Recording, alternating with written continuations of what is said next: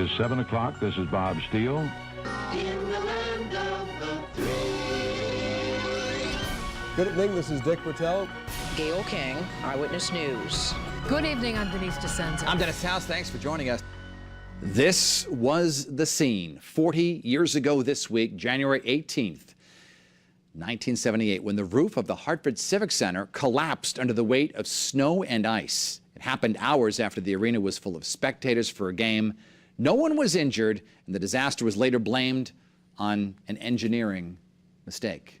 Several of them, actually. And we have the entire video and some old film on my Facebook page right now and on WFSB.com as well.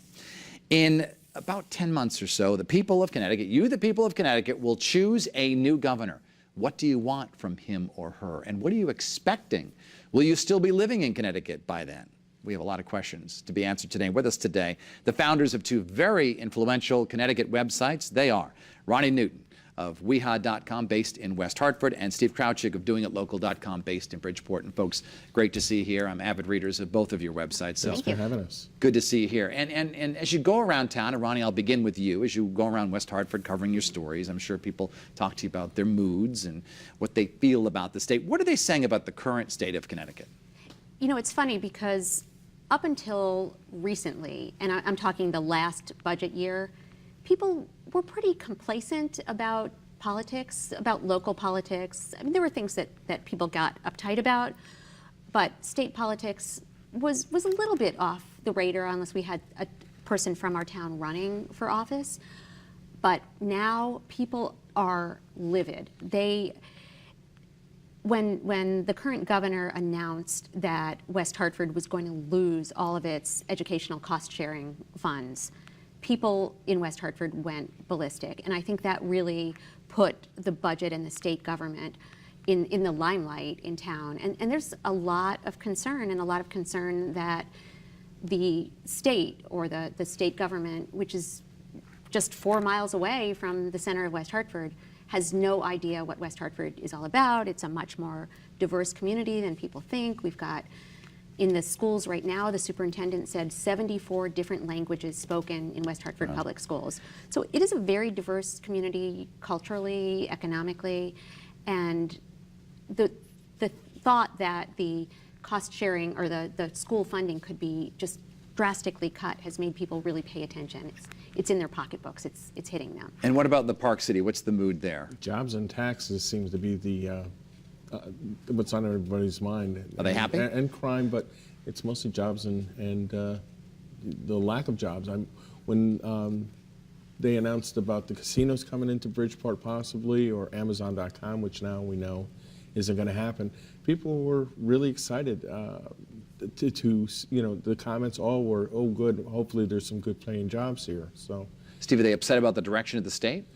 Or do they feel it's going in the right direction?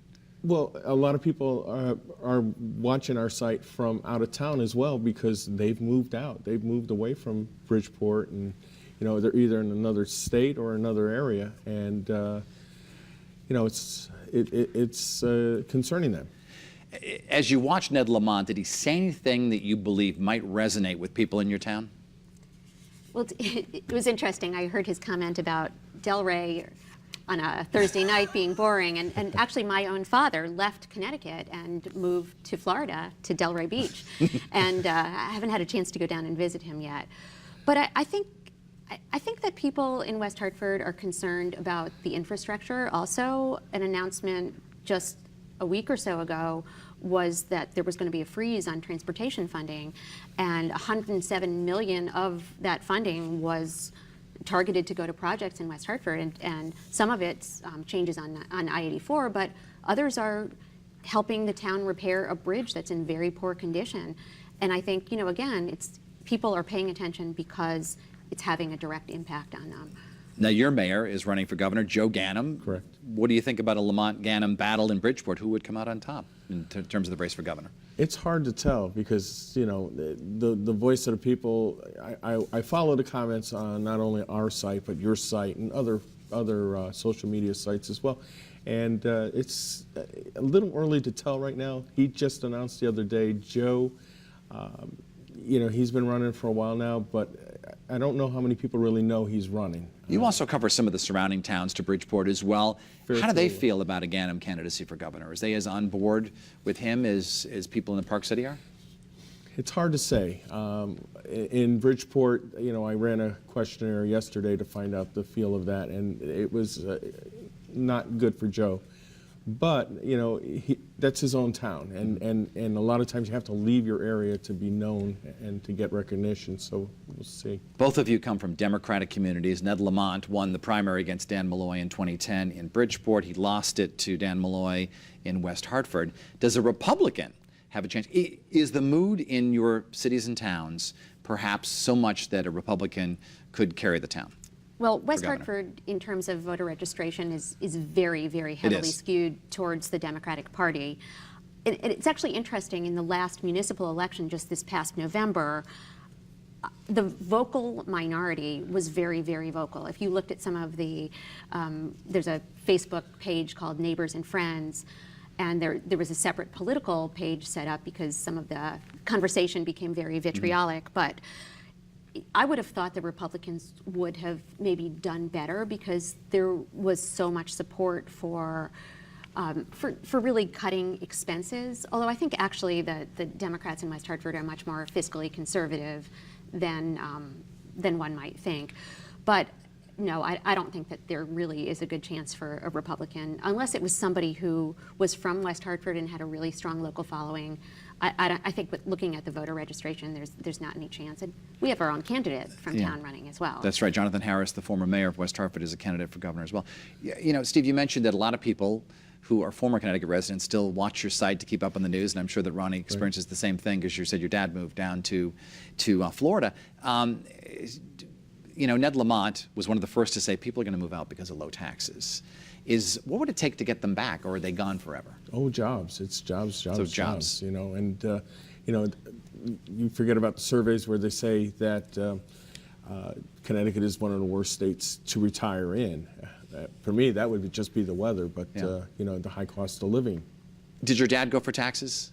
He did. He did. Actually. So he's retired, though, so it's not jobs wouldn't have made a difference. He's in his 80s. But it's cheaper to live there, and it impacts your family because you're a multi-generational West Hartford family, and now your kids are going to be in a different place than their grandparents because they've moved up. And this is one of the things that's impacting families across the state. People talk about is that, well, maybe I have to stay here because of my job, but my parents are gone. They're gone to Florida. I know a lot of people who've already done that. Right.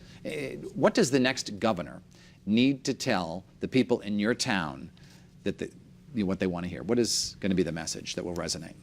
I think the next governor needs to really send a strong message that the state is fiscally on the right path. And I think that the media also needs to pick up on that and help spread that message, because I think our role, as your role, my role, Steve's role, we're all pretty important in this equation, even if you don't think we are.